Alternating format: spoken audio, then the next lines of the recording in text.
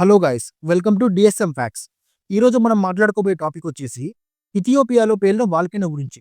మీరందరూ న్యూస్లో చూసే ఉంటారు, సడన్గా ఢిల్లీ ఆకాశంలో యాష్ క్లౌడ్స్ వచ్చాయని.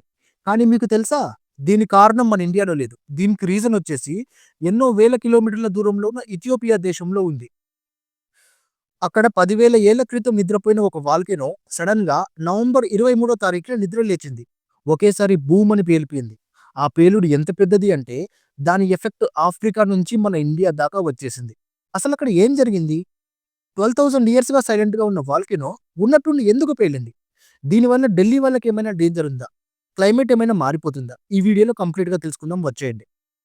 ముందుగా లొకేషన్‌కి వెళ్ళిపోదాం మనం. ఇది ఆఫ్రికాలోని ఇథియోపియా దేశం. అక్కడ అఫర్ అనే ఒక ప్రాంతం ఉంది. అక్కడ ఉన్న వాల్కెనో పేరే హైలీ గబ్బి. ఇది మామూలు పర్వతం కాదు ఫ్రెండ్స్. దీన్ని షీల్డ్ వాల్కెనో అంటారు. అంటే ఇది కోన్ షేప్‌లో కాకుండా రౌండ్‌గా ఒక షీల్డ్ లాగా ఉంటుంది. సైంటిస్టులు ఏమంటున్నారంటే ఇది లాస్ట్ టైమ్ పేలి దాదాపు 12,000 ఇయర్స్ అయిందంట. అంటే ఐస్ ఏజ్‌లో పేలింది. అప్పటి నుంచి ఇప్పటి వరకు ఇది డీప్ స్లీప్‌లో ఉంది. అందరూ దీన్ని అంతరించిపోయిందనుకున్నారు. కానీ నవంబర్ 23 తారీఖున ఆదివారం ఉదయం 8 గంటల 30 నిమిషాలకు సీన్ మారిపోయింది. ఒక్కసారిగా భూమి దద్దరిల్లిపోయింది. అక్కడ లోకల్‌గా ఉండేవాళ్ళు ఏమన్నారంటే, ఏదో పెద్ద బాంబు పేలినట్టు సౌండ్ వచ్చిందని చెప్పారు. ఆ పేలుడు వల్ల వచ్చిన బూడిద ఆకాశంలో దాదాపు 15 కిలోమీటర్ల ఎత్తుకు ఎగిరింది.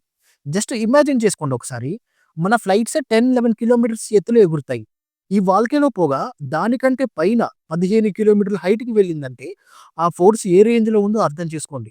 నాసా వాళ్ళు శాటిలైట్ స్పేస్ నుండి తీసిన ఫోటోల్లో రెడ్ సీ మీద నల్లటి మబ్బులు కమ్మేసినట్టు క్లియర్‌గా కనిపించింది. ఇక్కడ అందరికీ వచ్చే డౌట్ ఏంటంటే 12,000 సంవత్సరాలుగా కామ్‌గా ఉన్న ఈ వాల్కెనో ఉన్నట్టుండి ఎందుకు పేలింది?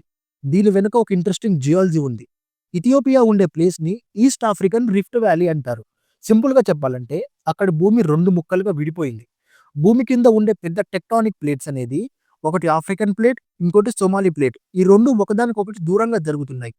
ఎప్పుడైతే ఈ ప్లేట్స్ దూరంగా జరుగుతాయో మధ్యలో క్రస్ట్ వీక్ అయిపోతుంది. ఇప్పుడు భూమి లోపల ఉండే వేడి వేడి మగ్మా అనేది బయటకు రావడానికి దారి దొరుకుతుంది. ఇన్ని వేల ఏళ్లుగా ఆ ప్రెషర్ అనేది బిల్డ్ అయ్యి ఫైనల్‌గా సండే రోజున ఆ ప్రెషర్‌ని తట్టుకోలేక భూమిని బ్లాస్ట్ అయిపోయింది. సైంటిస్టులు ఏమన్నారంటే ఇది జస్ట్ ఆరంభం మాత్రమే. ఫ్యూచర్‌లో ఆఫ్రికా ఖండం 2గా విడిపోయి మధ్యలో ఒక కొత్త సముద్రం కూడా రావచ్చంట. సో ఇది చాలా పెద్ద జియోలాజికల్ ఈవెంట్ అన్నమాట. సరే, ఇప్పుడు పేలిపోయింది, బానే ఉంది. మరక్కడ జనాలేమయ్యారు? ఒక గుడ్ న్యూస్ ఏంటంటే, ఇప్పటి వరకు ఒక్క ప్రాణం కూడా పోలేదు. ఇది నిజంగా మిరాకిల్ అని చెప్పాలి. ఎందుకంటే, ఆ ఏరియాలో జనాభా చాలా తక్కువ. కానీ అక్కడ ఉండే చిన్న చిన్న గ్రామాలు మాత్రం నాశనం అయిపోతున్నాయి. ముఖ్యంగా అబ్డేరా అనే ఒక విలేజ్ మొత్తం బూడిదలో కప్పి పడిపోయింది. ఇక్కడ ఇళ్ల మీద, రోడ్ల మీద అంగుళం మందంలో బూడిద పేరుకుపోయింది. అక్కడ ఉండేవాళ్ళు ఎక్కువగా గొర్రెలు, మేకలు పెంచుకునేవాళ్ళు.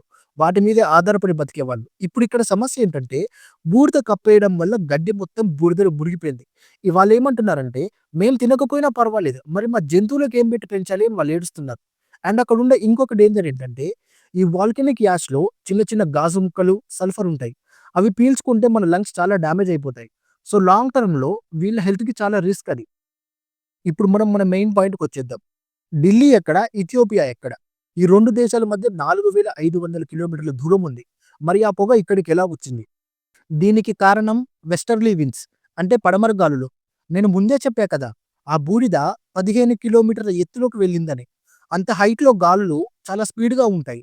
ఆ గాలి ఈ బూడిద మేఘాన్ని ఇథియోపియా నుండి రెడ్ సీ మీదుగా సౌదీ అరేబియా, ఇరాన్, పాకిస్తాన్ వంటి దేశాల మీదుగా తోసుకొని వస్తూ మన నార్త్ ఇండియా వైపు తీసుకొచ్చింది. నవంబర్ 25న ఢిల్లీలో ఆకాశంలో కొంచెం మబ్బుగా గ్రే కలర్‌లో కనిపించింది.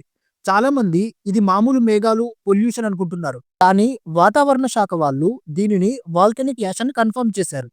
దీనివల్ల మనకేమైనా డేంజరా? భయపడాల్సిన పనైతే లేదు. ఎందుకంటే మొదటి రీజన్ వచ్చేసి టూ హై. ఈ బూడిద నేల మీద లేదు. ఇది దాదాపు 12-14 కిలోమీటర్ల ఎత్తులో ట్రావెల్ అవుతుంది. మనం పీల్చే గాలిలో కూడా ఇది కలవలేదు. రెండవది నో బ్రీతింగ్ ఇష్యూ. గ్రౌండ్ లెవెల్‌లో దీని ఎఫెక్ట్ జీరో. సో మాస్కులు పెట్టుకోవాలి, కానీ అది మన లోకల్ పొల్యూషన్ కోసమే తప్ప ఈ వాల్కెనో కోసం కాదు.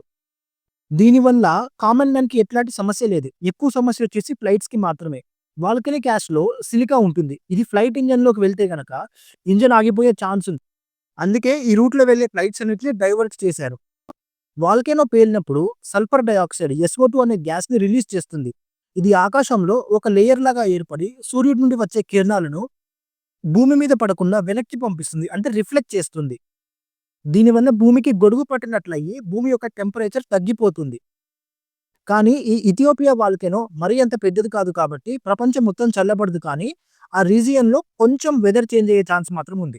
ఇలాంటి మరిన్ని ఇంట్రెస్టింగ్ వీడియోస్ కోసం మన ఛానెల్‌ని సబ్స్క్రైబ్ చేసుకోండి. వీడియోని లైక్ చేయండి. మీ ఫ్రెండ్స్‌తో షేర్ చేయండి. రేపు ఇంకో వీడియోతో మళ్ళీ కలుద్దాం. కొత్త ఛానల్ ఫ్రెండ్స్, చాలా హార్డ్ వర్క్ చేస్తున్నా. ప్లీజ్ సపోర్ట్ చేయండి సబ్స్క్రైబ్ చేసి.